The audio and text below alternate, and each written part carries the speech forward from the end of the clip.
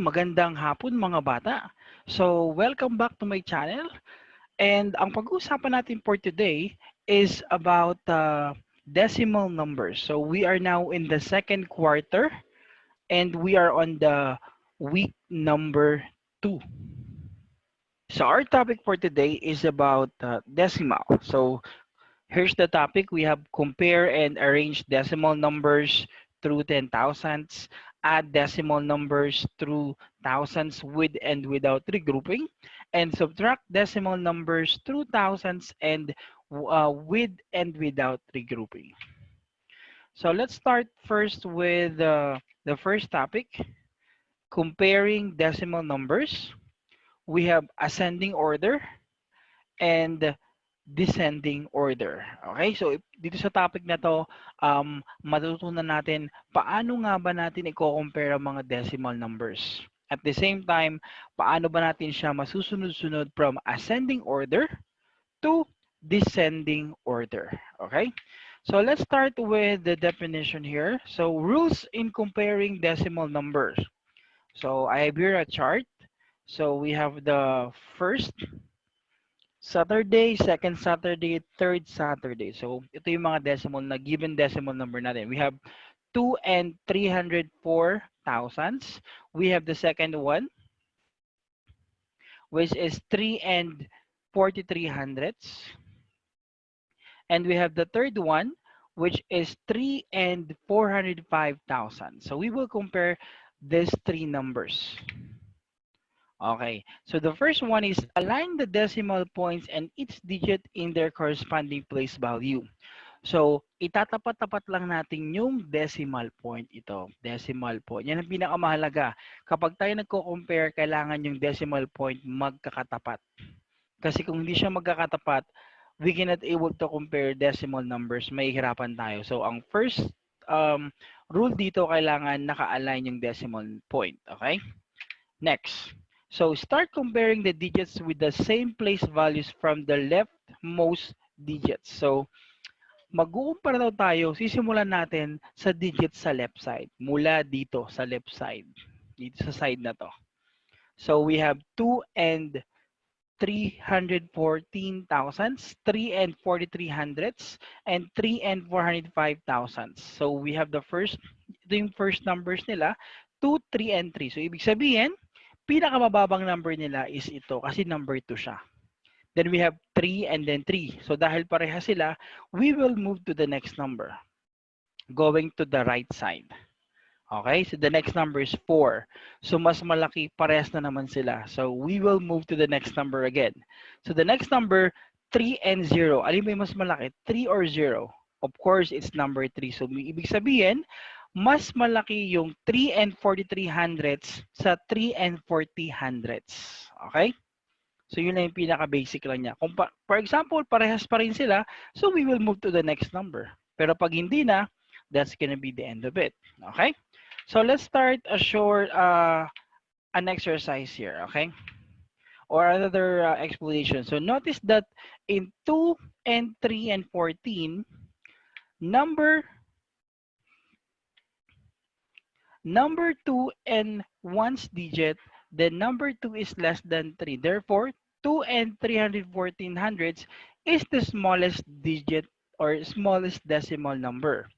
The remaining two decimal numbers have the same value in ones place and tens place. So we will compare the hundredths digits. As observed, 3 is greater than 0. Therefore, 3 and 43 hundredths is greater than 3 and 405 thousandths.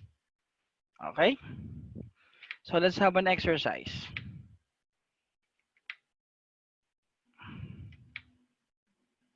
Okay. So ito naman yung comparison niya. So ibig sabihin, 2 and 3, 4, 314 thousandths is less than 3 and 43 hundredths. Kasi mas malaki nga naman yung 3 and 43 hundredths. And then 3 and 43 hundredths is greater than 2 and 314 thousandths. And then 3 and 405 thousandths is less than 3 and 43 hundredths. And then 3 and 43 hundredths is greater than 304, 3 and 405 thousandths. Okay? So, yung symbol na ginamit natin dyan is the less than and the greater than. Okay, symbols used to compare decimals. We have the less than, we have the greater than, and we have the equal sign. Okay? So, ang sekreto dito, class, yung left side, yung less than, yun yung kaliwang kamay natin. Then mag-shape up lang tayo ng parang letter kagaya niyang symbol na yan. So, that's gonna be the less than. And the right hand naman, that's gonna be the greater than kung isi-symbolize mo siya. And then, para yung in shortcut, ang laging sinasabi natin dito, kung sino yung mas malaki, yun ang kailangan nating kainin. So, dun dapat siya nakabuka. So, 2 and 3/14, 2 and 314 thousandths is less than 3 and 43 hundredths. So, dahil nga mas malaki yung 3 and 43 hundredths, sa kanya nakabuka yung symbol. Nakuha? So, tandaan lang yun. Kung sino yung mas malaki, sa kanya nakabuka yung symbol ng less than or greater than. Okay? So, let's have the next one. We have the arranging decimal numbers. Okay? So, ito naman yung i-arrange naman natin yung mga decimal numbers. So, we have here a chart. So, the same chart pa din siya. So, we have the given numbers 2 and 3/14ths, 314 thousandths, 3 and 443 hundredths, and 3 and 405 thousandths. So for this one, nakita na natin yung pinakamaliit kanina is 2 and 314 thousandths. So ibig sabihin, kung i-arrange natin siya in ascending order, pag sinabi nating ascending order, yan yung magsisimula sa maliit papunta sa malaki. So based sa example natin kanina dito, analysis natin kanina, ano ba yung pinakamaliit na number dito sa tatlong to? Siyempre, dahil from the left side, yung 2 pa lang, mas pinakamaliit na siya. So ang pinakaunang number dyan will be, smallest to largest number, it's gonna be 2 and 314 thousandths. So what is the next number? Ano ba yung mas malaki sa kanilang dalawa o mas maliit? So yung tong isa, 3 and 405,000. 405,000. So the next one is 3 and 405,000. And ang pinakamalaki sa kanila is 3 and 43,000. 43 hundredths. So that's the smallest to largest number. And then the next one, we call it descending order. So pag sinabi naman natin class na descending order, it's gonna be from largest to smallest number.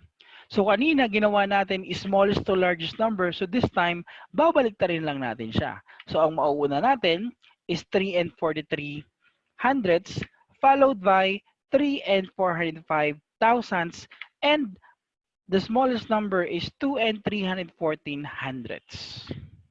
Okay? So tandaan lang class na always start from left side going to the right side kapag compare natin yung mga numbers. At kapag ascending, from the word ascending is going to be from smallest to largest, and descending is from largest to smallest number. Okay? So let's have an activity. So our activity, kinuha ko to sa module natin. So it's gonna be compare the following. So write less than or greater than or equal in the box provided. So sinagutan ko na yung number 1 dyan. So 1 and 7,801 10 thousandths compared to 3,560 10 thousandths. Okay? So, nagsimula tayo from left side, 1, ito yung 0. So, ibig sabihin, mas malaki talaga itong 1. So, kakainin natin kung sino yung mas malaki. So, dun siya nakabuka ngayon. So, 1 and 7,801 10 thousandths is greater than 0 at 3,560 thousandths. Okay? So, we have another one. Another example is number 3. So 11 and 1,021 10 thousandths compared to 11 and 1,121 10,000s. Okay? So, unahin natin yung number. Para silang 11 yung whole number nila. The next one, we have 1 and we have 1. And then the next one, we have 0 and we have 1. So, mas malaki yung 1.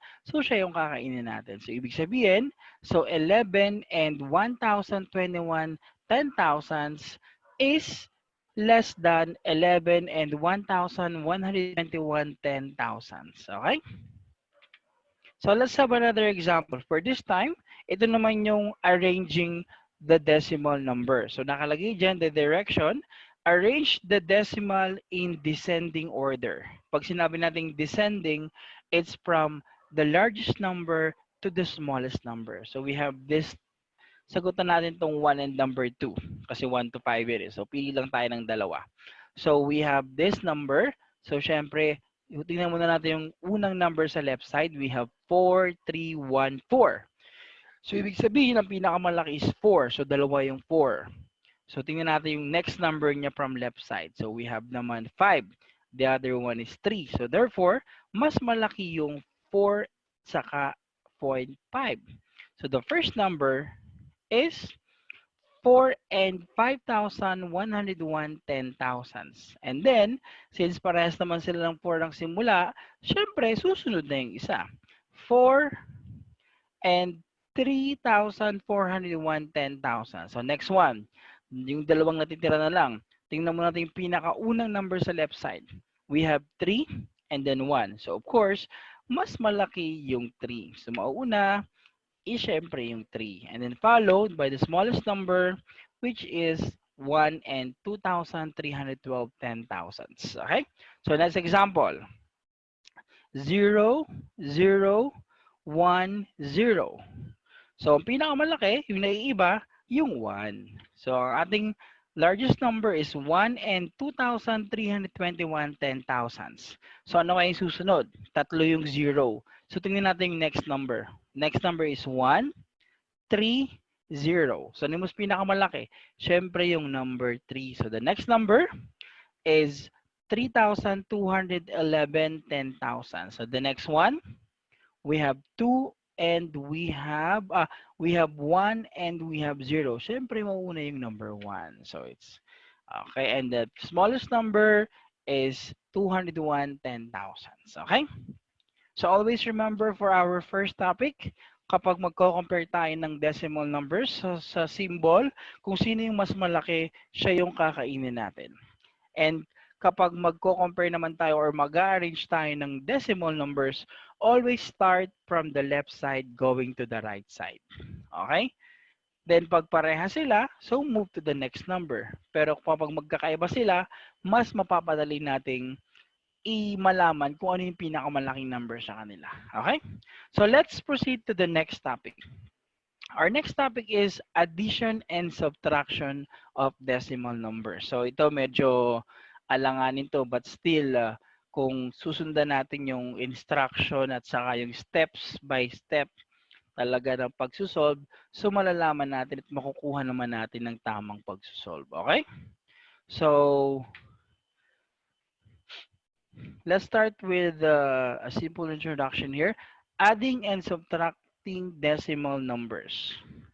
So in adding and subtracting decimal number, first step, we have write the decimal in column form and align the decimal points. So ibig sabihin nun, pagtatapat-tapatin natin yung mga decimal number niya. Kagaya din sa kanina, di ba?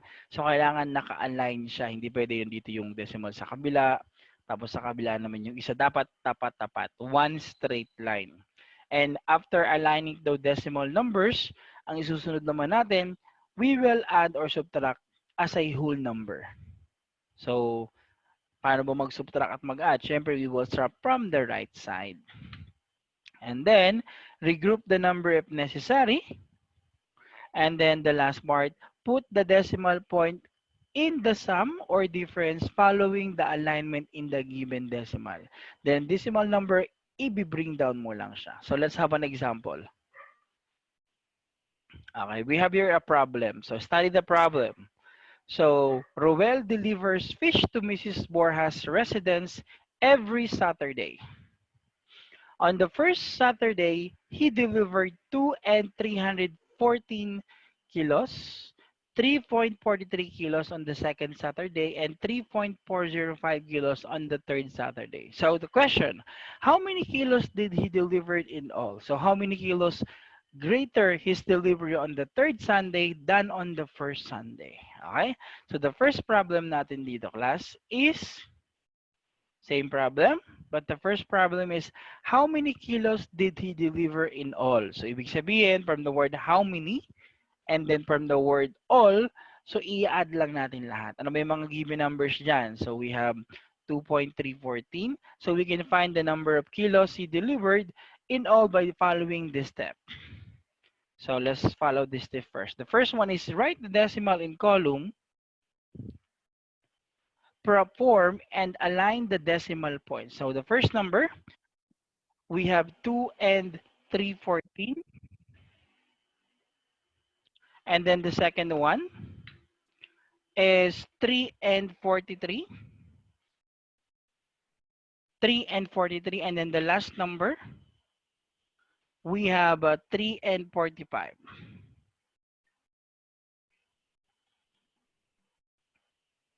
Okay, so those are the following numbers. And then the next step natin, we have, okay, add as a whole number, regroup the decimal if necessary, and put the decimal in the sum. Okay? So 2 and 314 thousandths, and 3 and 43 hundredths, and then 3 and 405 thousandths. Okay? And then, so we will add those numbers. So 4 plus 5, that's going to be 9. And then the next number is 1 plus 3 equals 4. And 3 plus 4 equals, it's going to be 12. It's 11 rather. And then carry 1. So it's 3 plus 3, 6, 7, 8, 9. There's going to be, and then bring down the decimal number. So it's going to be, the answer is 9 and 149 thousandths. Okay? So let's solve another problem, or another, the second question. So the second question is, how many kilos greater his delivery on the third Saturday than on the first Saturday? Okay? So this time, we will be using subtraction naman. So kanina nag-add tayo. So ngayon, isusubtract naman natin or i-minus natin yung deliver natin from deliver on the third Saturday than on the first Saturday. Okay? So, ang i-compare natin dyan is yung first and third Saturday. So, i-minus natin yung third Saturday doon sa first Saturday natin na kilos. So, first step, write the decimal in column form and align the decimal point. So, the first number, that the third Saturday number is 3 and 405 thousandths minus 2 and 314 thousandths. So, kailangan ganyan na itsura niya. Naka-align yung decimal point niya. Okay? And then the next one, we have subtract as a whole number. Regroup the decimal if necessary. Put the decimal in the difference. Okay? So, we have 3 and 405 thousandths minus 2 and 314,000. So let's minus the first number. 5 minus 4, we have 1. The next one, 0 minus 1. So that's gonna be cannot be. Hindi mo naman pwedeng ibawas yung 0 sa 1. So kailangan, manghiram tayo din sa katabi niya. Yung 4, magiging siyang 3. Tapos yung 10, yung 0 magiging siyang 10. So 10 minus 1 will become 9. And then 3 minus 3 will become 0. And then 3 minus 2 will become 1. And then bring down the decimal point. So the answer will become 1 and 91 thousandths. So that's the answer. So always remember lang, una natin gagawin, kailangan i-align natin yung decimal point. After that, after we align it, let's start subtracting or adding starting from the right side and regroup if necessary. So let's have an activity here. So kinuha ko tong activity na to sa task number 3. So write in column, form, and add the following decimal numbers. So pipili lang tayo ng isa dyan. So we have the solution. Sagutan natin yung number 1. So una nating number, let's align the number. So the next number, ayan. So dapat ganyan ang itsura niya. Naka-align yung kanyang decimal point. Then pag naka-align na siya, we will add 1 plus 2 plus 1 is equal to 4. 3 plus 5 is equal to 8. And 2 plus 3 plus 2 is equal to 7. And then 1 plus 1 equals 2. And then bring down the decimal point. So the answer will become 2 and 784 thousandths. So di ba ang dali lang? Basta naka-align yung decimal number, hindi tayo maliligaw kung ano yung isusunod-sunod natin na i-add dyan. So we will start from the right side, going to the left side as long as naka-align yung decimal number. Okay? So let's have another example. This one, kinuha ko naman to sa task 4. Ayan. So write in column form and subtract of the following decimal number. So sagutan natin yung isang halimbawa dyan. Let's answer number 1. So 9 and 526 thousandths minus 5 and 314 thousandths. Okay? Oh, it's gonna be minus, sorry. It's gonna be minus, okay? So 6 minus 4 will become 2. 2 minus 1 will become 1. And 5 minus 3 will become 2. And then 9 minus 5, it's gonna be 4. And then bring down a decimal number. So the answer is 4 and 212,000. So this sign is gonna be minus. So nagkaroon lang tayo ng typographical error. But we are talking about subtracting numbers, so definitely it's minus sign. Okay, so here are the things to remember for us to able to have a better understanding. So things to remember, we have to compare decimals, align the decimal points and its digit in their corresponding place value. Start comparing the digits with the same place value form the leftmost digits. So we have the symbols less than, greater than, equal are used to compare decimal numbers. And then in addition and the subtraction of decimal number, the first step is to write the decimal number. The second, and align the decimal point. The second one is add and subtract as a whole number.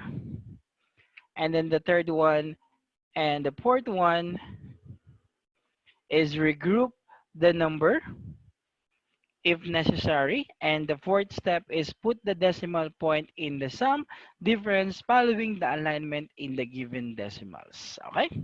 So yan yung kailangan lang tandaan para maintindihan natin. So to those who really appreciate this video, kindly click subscribe and just wait for my next video. And see you on my next video as well. Okay? Thank you. Bye-bye.